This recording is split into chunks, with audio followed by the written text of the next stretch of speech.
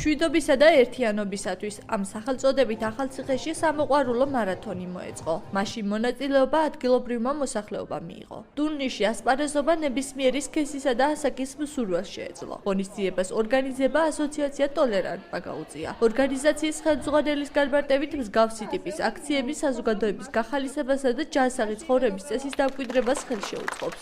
სპორტული აქტივობების გამართვაში ტოლერანტს მხარი ადგილობრივმა არასამთავრობო ორგანიზაციებმა დაუჭირეს. მარათონის დასრულების შემდეგ კონცერტი გაიმართა. ადგილობრივმა ფოლკლორულმა ანსამბლმა თამარიონმა მაყურებლისათვის საკუთარი რეპერტუარიდან რამდენიმე სიმღერა შეასრულა. ღონისძიება პრიზების გადაცემით დასრულდა. სხვადასხვა კატეგორიებში გამარჯვებულებს სიმბოლური საჩუქრები და სიგელები გადაეცათ. მარათონმა სტარტი მიხეილ იაძის სახელობის მესხეთის ცენტრალური სტადიონიდან აიღო და ქალაქის ცენტრში დასრულდა. მარათონში მივიღე მონაწილეობა, მართალია პირველ ადგილზე ვერ გავედი, მაგრამ მაინც ძალიან მიხარია, რომ ასეთი ღონისძიებები ტარდება ყველგან და მინდა კიდევ ბევრჯერ ჩატარდეს ასეთი ღონისძიებები. ჩემოგვიერთდი, ჩვენ ასეთი მარათონები ხშირად გვექნება.